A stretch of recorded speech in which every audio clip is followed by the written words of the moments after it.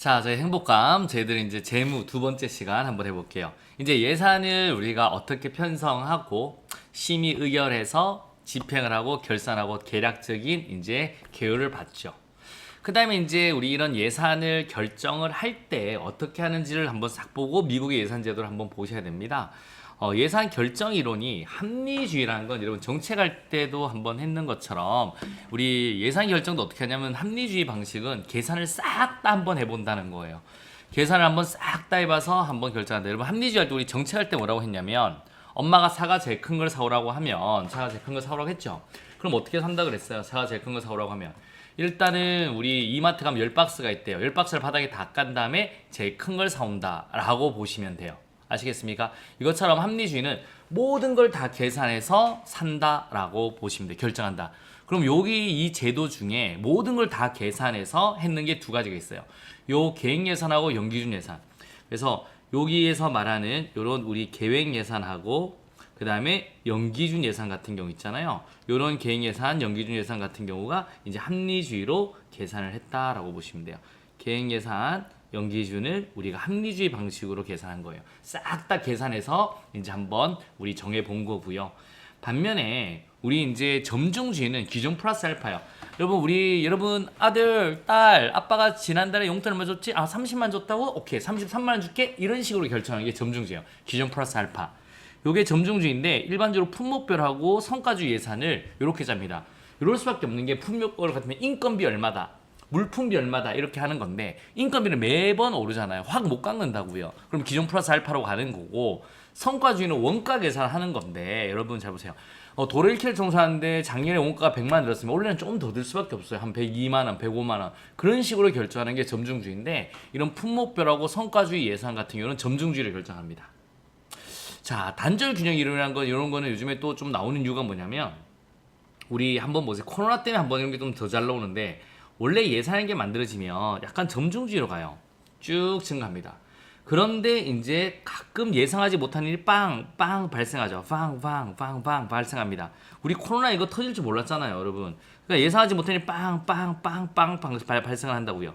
그러면 다시 예산이 한번 퐁 떠요. 뛴 다음에 다시 점중주의로 쑥 간다. 요게 단절 균형이에요. 단절 균형. 여기서 단절이 이루어지죠. 그런데 이 단절 균형 이론의 여러분 가장 큰 단점은 뭐냐면 언제 이게 빵 터질지를 모른다는 거, 언제 이 단절이 이루어질지를 모른다라는 거고 다중 합리성이라는 거는 윌러비아 썰메이의 이론인데 여러분 우리는 루빈의 예산의 실시간 운영 모형, 자 실시간 과정이 있어요. 예산을 우리 편성하고 그 결정하고 집행하고 참여하는 과정 이런 과정들이 있는데 이런 과정에서 갑자기 창이 쫙 열려요. 그때 이제 쉽게 말해서 우리 같은 기재부에 있는 이런 예산관들이 예산에 관련된 서류를 팍 들이밉니다. 그리고 팍 통과시킨다는 건데 요거는 이제 저희들 실제 내용 들어가서 좀 자세히 할 겁니다. 7급에서 가끔 좀 나오기도 하거든요. 이런 문제들 보시면 되겠습니다. 자, 여러분 예산하고 행정이란 건 또 미국이에요. 미국. 자, 미국이 제일 먼저 돈을 막 엉망으로 방만하게 막 썼잖아요. 그래서 이제 요 때문에 한참 막 쓸 때거든요. 그래서 40년대 안 되겠다 싶어서 미국이 품목별 예산 제도를 가져옵니다. 여러분 아무 생각 없이 돈을 막 쓰다가 이제 안 되겠다 싶어서 미국이 이걸 가져오는데 이게 뭐냐면 야, 네가 필요한 거 다 적어 올려. 내가 한번 다 볼게. 그 다음에 필요 없으면 까고 이렇게 할게. 이게 이제 품목별 예산이에요. 그리고 여러분들이 막 엄마 나 책 사야 돼. 돈 줘. 20만 원 줘. 줬어요.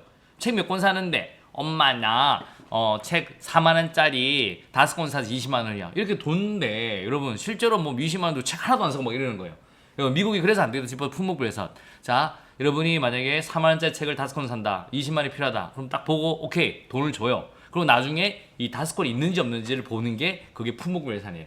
필요한 걸 다 올려. 그 다음에 다 깔 거야 라고 하는 게 이제 품목별 예산들을 가져온 겁니다. 왜? 요 앞에 하도 방만하게 거짓말하고 운영해서.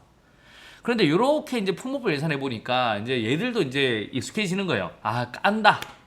내가 5만 원짜리 책을 4권 산다 그러면 엄마가 돈을 까서 3권만 살려고 하는구나. 그리고 이제 뭐 몇 프로 할인되게 까는구나. 이걸 느낌을 탁 받는 거예요. 여기서 계속 뻥튀기를 하는 거예요. 처음부터 까일 걸 생각해서.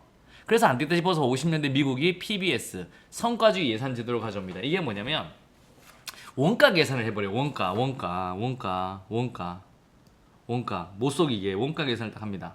잠깐만요. 원가 계산을 딱 하는데 이 원가 계산을 싹 합니다.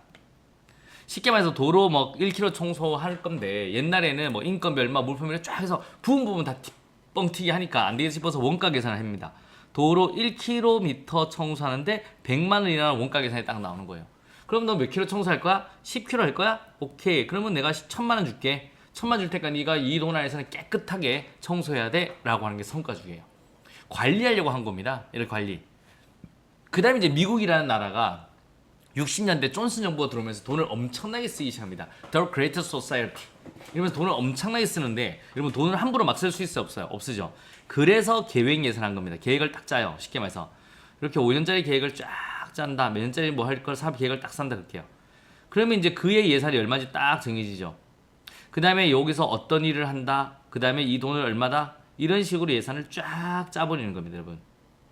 그런데 이 예산 짜는 게 쉬워요. 이게 굉장히 쉽지 않습니다. 여러분들 우리 가족여행 간다고 한번 생각해 보세요.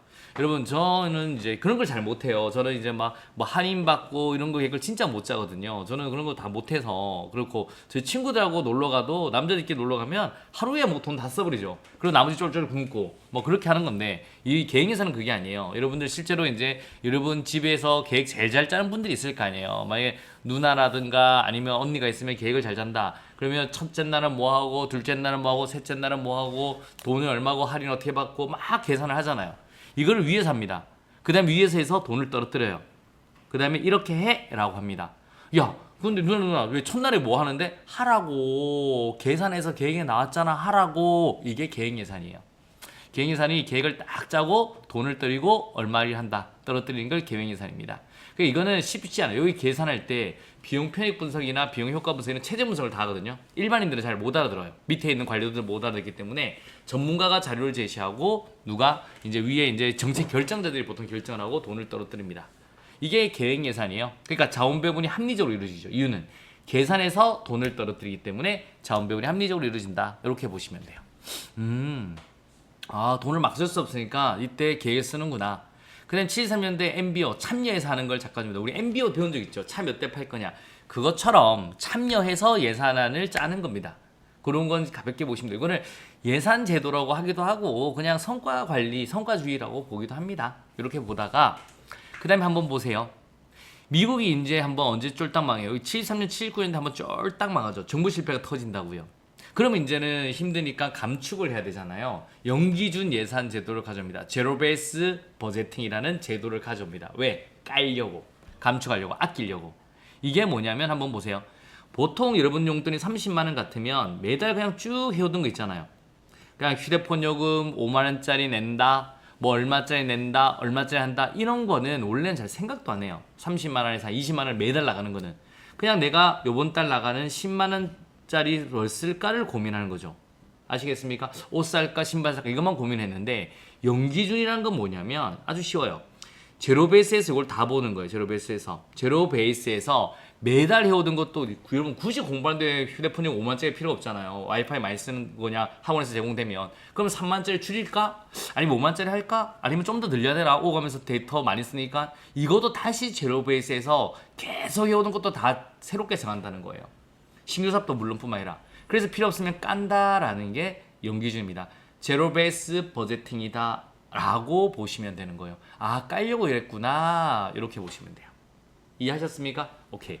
그래서 이제 요즘에 이제 80년대 웬만한 미국이 이제 회복이 됐죠. 90년 들어와서 요즘 트렌드가 뭐냐면요. 요즘은 예산이나 재무나 모든 조직이나 다 트렌드가 뭐냐면 재량을 주고 성과를 봅니다. 자, 재량을 줄게. 그래서 성과를 내. 그래서 90년대 MPBS가 뭐냐면 신성과주예요. 이게 결과를 보겠다는데 50년대 성과주의랑 90년대 성과주의를 한번 비교를 하셔야 되는데 50년대 성과주의 같은 경우는 딱 관리하려고 했는 거고 이건 보통 중간 상충물이에요. 도로 10km 청소 얼마냐 뭐하냐 이런 거 보는데 우리 MPBS는 뭐냐면 재량을 줘요. 야, 이 동안에서 네가 마음대로 해봐. 그 대신 결과를 볼 거야. 자 한번 보세요. 두 개 비교하는데 요건 지금 도로 10km 청소하는데 1,000만 원 줬잖아요. 근데 여러분 가을에 도로 청소할 필요 없어요. 낙엽이 많이 떨어지면 아니 1,000만 원 하면 또 떨어지는데 뭐 굳이 할 필요 없잖아요. 그런데도 이제 옛날 PBS 같으면 청소를 해야 돼요. 근데 이제 90년대 신성까지 보면 재량을 준댔죠. 그러면 이 1,000만 원에서 네가 마음대로 해봐라 이겁니다. 뭐 결국에는 도로 깨끗하게 하는 이유가 뭐예요? 국민들이 만족하려고 하죠. 그래 1,000만 원 내야 해 만족하면 돼. 그래서 이 1,000만 원 가지고 뭐 했냐면 우리 낙엽 밟기 축제 이걸 한 거예요. 그래서 프리마켓도 이렇게 막 한 겁니다. 근데 주민들이 너무 좋아하는 거예요. 같은 천말 썼는데. 그래서 이제 그러면 좋구나. 그럼 내년에 좀 더 예산을 편성하겠다. 이게 이제 신성과주입니다. 결과가 괜찮네. 맞죠? 1,000만 원 길고 썼는 건 이건 도로 깨끗해서 국민들 기쁘게 하려고 했는데 가을에는 계속 낙엽이 떨어지니까 그래? 그럼 네가 해봐. 그럼 나는 이거 가지고 낙엽 밟기 축제를 해볼 거야. 그리고 국민들 너 너무 좋아해. 됐어. 그럼 된 거야. 이렇게 보는 게 우리 신성과주의다라고 보시면 돼요. 요즘 이 트렌드가 뭐라 그랬습니까? 재량을 주고 성과를 본다 했죠. 그래서 이제 우리 이런 정부가 예산에 대한 제도들이 싹 만들어진 거예요. 이제 요 내용들을 배울 건데 재량을 주고 성과를 배운다라는 게 요런 겁니다. 여러분 자 한번 보세요. 총액 배분 자율 편성 제도를 하잖아요. 총액 배분. 그러니까 우리 5년짜리 예산 제도를 만들고 쉽게 말해서 국가 재정 운영 계획을 만들고 그럼 그의 총액이 예산이 정해지잖아요. 요 총액 안에서 어느 분야 그다음에 어느 부분에 얼마까지 돈을 쓸 거다 정합니다. 요걸 이제 마음대로 쫙쫙쫙쫙 짤 수 있는 게 총액 배분 자율 편성이에요. 총액 배분 자율 편성. 그래서 여기서 총액을 주면 여기서 네가 알아서 프로그램을 짜라. 그러니까 요걸 하려면 국가 재정 운영 계획이 만들어져야 되겠죠. 왜? 국가 재정 운영 계획을 기반해서 총액이 결정되고 이제 분야 부분까지 떨어뜨리니까. 그래서 국가 재정 운영 계획을 또 만들었습니다. 그 전에 성과 관리를 하자라고 말이 나와야 되죠. 왜? 재량을 주고. 그래서 재정 성과 관리 제도가 같이 스타트되면서 총액 배분 자율 편성을 하려니 국가 재정 운영 계획도 필요하고 이런 게 이제 동시에 이제 막 논의가 해서 막 이루어지는 거예요. 아시겠습니까? 뭐 이제 보통은 다 그렇게 하자고 했기 때문에 누가 좀 빨리 약간 이루어진다 이거는 뭐 그래 중요하지 않습니까? 이때 느낌이 뭐냐면 이제 우리 성과 관리를 하자. 그럼 뭔데? 재량을 주고 성과를 보자. 그러면 어떻게 되는데? 계획에 맞춰서 총액을 떨어뜨리자. 총액 떨어지면 그걸 마음대로 짜게 하자. 이런 게 흐름이 나온 거예요. 요런데 요때가 이제 거의 이제 뭐 노무현 정부 때 이때 많이 이루어졌죠. 그럼 봐봐요. 이제 총액 배분 자율 편성, 재정 운영 계획에서 총액 배분 자율 편성하고 성과 관리를 하는데 그러면 성과는 제일 중요한 게 뭐냐면 정확한 성과 측정이 가능해야 돼요. 옛날에는 아날로그 방식으로 막 했는데 엉망이 되는 거예요. 그래서 DBRAN이라는 디지털 예산회계 시스템을 만든 겁니다. 아시겠습니까? 요 프로그램을 DBRAN이라는 디지털 예산회계 시스템 이게 국가 재산 중에 엄청난 부분 이게 한 7인가 8위만큼 우리 국가의 대한민국의 자산이 있잖아요. 자산 중에 이게 한 7, 8위만큼 엄청나게 비싼 겁니다. 이 엄청난 비싼 제도를 가지고 온 거예요. 이걸 만들어낸 거예요. 이게 자산마다 몇 천억 되는 돈이죠. 이게. 그래서 디지털 예산회계 시스템이 뭐냐면 이 시스템을 가져왔는데 이게 뭐냐면 디지털로 이 성과 분석을 싹 다 하는 겁니다. 그래서 이런 시스템을 가져왔고 이걸 상을 받아가지고 이때 한때 이거 시험 문제 많이 나왔어요. 지방은 2호조라는 시스템을 만들었고요. 그 시스템 만든 거예요, 시스템. 근데 시스템 만드는 비용이 뭐 3천억 이렇게 듭니다, 여러분. 이걸 다 만들었어요. 요번에 이제 약간 이게 백스페이스 문제점이 있어서 요번에 1,000억을 더 들여서 이제 보완한다라고 하는데 엄청난 돈이 들어요, 여러분. 그 다음에 이제 이런 성과 측정이 정확히 하려는데 옛날에는 우리 현금주의 단식부기 방식으로 적어봤어요. 한 면에 적고 돈이 들고 오고 나갈 때 적었는데 그러니까 성과 측정이 잘 안 되는 거예요. 잘 보세요. 제가 요번 달에 요 볼펜을 샀어요. 근데 100만 주고 사가지고 요번 달에 200만 주고 팔았는데 다음 달 돈 들어온대요. 현금주의 같으면 요번 달에 마이너스 100 잡히고 끝나는 거예요. 요번 달에 잘했잖아요. 100만 주고 사와서 200만 팔았으니까. 그래서 발생주로 가야지. 봐봐요. 발생주는 다음 달 돈 들어올 게 지금 발생했으면 지금 계산하는 거거든요. 그럼 지금 요번 달에 내가 장사 잘했잖아요. 이렇게 이제 우리 방식을 바꿔요. 정확한 성과 측정할 수 있는 발생주의 복식부기, 후기가 아니에요. 복식부기 방식으로 싹 바꿔버리는 겁니다. 됐죠? 그 다음에 이런 봐봐요. 총액 배분 자율 편성 제도에서 품목별로 하니까 뭘 할지가 안 나오는 거예요.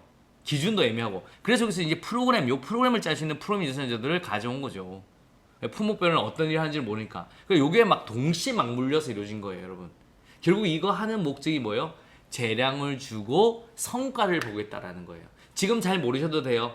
아시겠습니까? 이제 나중에 이제 이런 것들을 하나씩 알게 된다. 자, 프로그램 예산도 앞에 한번 잠깐 볼게요. 여기 보면 나오죠? 여기 지금 이 프로그램을 짜는 거잖아요. 이 프로그램. 요걸 이제 마음대로 이런 세부 사업을 해서 마음대로 짤 수 있게 하는 예산 제도가 들어온 거예요. 옛날에는 이런 노인 생활안정에서 뭐 인건비, 품목비 얼마 이렇게 짰는데 어떤 일을 하는지 모르잖아요. 노인 생활 안정을 위해서 돈이 얼마 쓸 거야. 그럼 잘했냐 못했냐 이걸 보면 되는 거예요. 그렇게 이렇게 이제 예산을 짜는 방식을 바꿨다라고 보시면 되는 거예요. 그러니까 뭔가 이제 이쪽 와서 복잡해지죠. 근데 이런 제도들을 이제 우리는 차근차근 하나씩 다 배우게 되는 겁니다. 아, 그래서 우리가 이제 쉽게 말해서 예산을 어떻게 짜고 어떤 과정을 거치고 지금 현재 어떻게 하는구나. 이거를 이제 하나하나 다 볼 겁니다. 너무 어렵게 생각하지 마세요. 저랑 같이 이제 하나하나 이제 내용들 실제 본 수업 들어가서는 단어 하나하나를 상세히 저희들 이제 집에서 우리 살림 사는 것처럼 설명을 드릴 겁니다. 아, 통장을 어떻게 쪼개야 되고 어떻게 짜야 되고 어떻게 한다. 그러니까 듣다 보면 좀 어렵지만 이제 이해가 될 겁니다. 그러면 이제 쉬워요. 이거는 내용적으로 막 꼬고 바꿔서 내기가 힘든 거거든요. 그래서 이렇게 우리가 예산 짜는 방식, 결산하는 방식, 그다음에 어떤 제도가 있고 현재 우리나라는 어떤 제도를 하는가 이렇게 보시면 되는데 최근에 이 파트에서 좀 제도들이 좀 바뀌면서 7급 문제 같으면 새로운 예산 제도도 이런 것들이 출제가 많이 되고 있습니다. 그런 거 이제 실시간 반영해서 여러분한테 좀 알려드리고 그렇게 이제 할 거다라고 생각하시면 돼요. 재무 너무 어렵게 생각하지 마시고요. 우리 살림 사는 방법이구나. 이렇게 한번 생각을 해주시면 되겠습니다. 그래서 저랑 이제 본 강의에서 제가 재무 이렇게 깔끔하게 잘 만들거든요. 여러분 재무는 저처럼 이렇게 깔끔하게 만들어서 공부를 하셔야 나중에 안 헷갈려요. 여러분 나중에 여러분들이 뭐 다른 교수님들 여러분 들어보고 혼자 공부도 해보는데 공부해보시고 이제 제 강의를 들어보면 얼마만큼 이게 이해가 쉽고 틀을 만들어서 가르쳐 드리는지는 이제 알 수 있을 건데요. 너무 복잡하게 헤매지 마시고 저와 함께 틀 안에서 이제 한번 본 수업에서 공부를 해요.